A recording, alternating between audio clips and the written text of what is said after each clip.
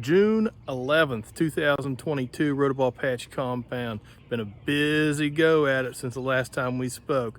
Hang tight, we'll get you caught up.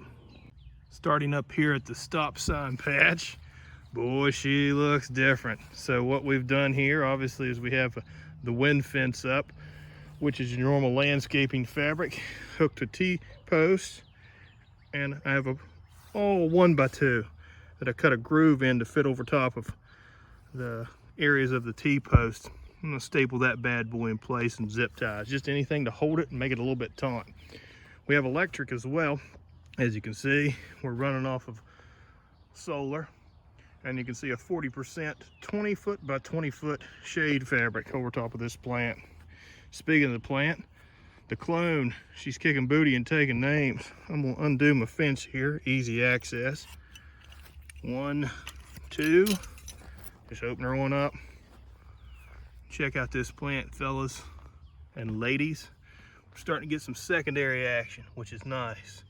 I buried this a few days back. You can see some real nice secondaries really starting to kick in. Of course, our first secondaries are strong. Concern with those first secondaries being so strong is I don't want this plant to confuse this nice main and that secondary over there is a potential main. So we will end that shortly. This is where our fruit will be. And you can see I have another one at the tip. This one does want to throw ladies, which is really nice. But I'm gonna try to allow this plant to get over into this area. Try to get a 14 to 15 foot main before we set a fruit. Very, very pleased with this. A little bit of discoloration on this leaf. And the result of that is just or actually the reason for that is a little bit too much sun. So we put up this shade fabric, and I think we're going to be off to the races. So far our collar looks good. Plant overall health is there.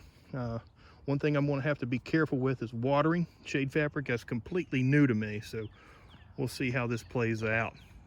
So far, so good.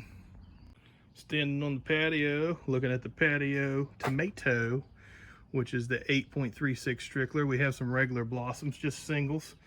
Waiting for all my tomato plants at this juncture to start throwing a mega. It has not happened. This is our patio pumpkin, which is the 1965.5 Rotoball. Little fruit down there set, not set, but fruit wanting to set. This plant has received nothing but water, and you can see it's just a touch deficient magnesium and nitrogen, to be honest with you. I think I'm gonna hit it with some juice. The plant originally was supposed to cascade onto the patio. Well, I've ran it obviously in the flower bed to try to get some more nodes rooted in. And you can see as I teased it and twisted it over the course of a period of time, it split it. Not a big deal. This isn't a competition pumpkin. This is a patio pumpkin. Something cool from my buddy Dustin Trickta up in Morgantown. Check out that buddy. Yes, amaryllis he gave me and the children a few years back, 2 years back, and it's still alive and kicking. So thank you, Dustin. Standing here at the carrot box looking at our tomatoes. Solomon and I came out here Monday, cleaned up things, took off some extraneous limbs, suckers, and just kind of did an overall pruning of the plants. Have a bunch of nice looking singles. If you were into the business of making eaters, these things are going to produce some beautiful eaters, but so far no megas. We're keeping our eyes peeled and we're checking it every couple days, and we're about due for another trim back on these beautiful big tomatoes. Standing here beside the 1965.5 Rotoball. The plant has approximately 250 to 300 square foot of foliage. We have a pumpkin set that's been set for about 3 days, maybe 4. I have it written down, doesn't matter. It has 16 secondaries. Secondaries for these guys coming off the main vine. 16 secondaries between fruit to stump. And all of them are tracing back like we talked about before. 16 is not a bad number, guys. It's not a great number though. I'm gonna push at it as a backup at this juncture, but there is a fruit at the tip underneath the table, and that has me at 22 secondaries, which should be enough to really push a fruit. Hopefully we can get that bad boy set with this upcoming heat wave. Very pleased with this plant, very pleased. Standing at the nose of the 1992.5 Pierpont. This plant is pushing 350 square foot. It is growing like a weed. It is a beautiful plant. We have a fruit set. You can see we're just beyond the table. It's set at 17 nodes, just like the Rhodoball plant. That's not a bad position. It's a good four-lober, nice looking fruit. It's puffing up.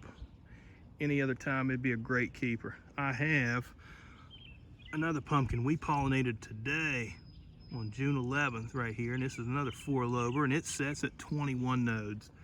Really like for that to be my keeper. As you can see with this plant, we have that main vine tracing from the stump straight down, just as before with our secondaries all sweeping back.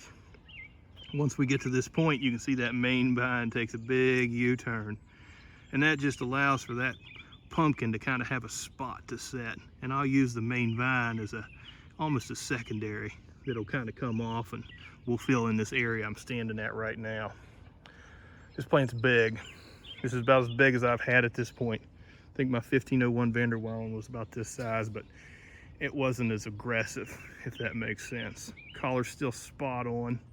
Only thing I'm really giving nutrient-wise is a little bit of urea mate and a little bit of Wallace Kelpin humic fulvic. So far, so good. I'm very pleased with it. This is going to be a dandy if she takes, guys. A dandy. All right, guys, that's it for this week. Appreciate you watching. Like I said, we're kicking booty so far. If you have any questions, comments, concerns, hit me up as always. Hit the like button, subscribe if you haven't already, get your act together. Otherwise, grow 'em big, Doc out.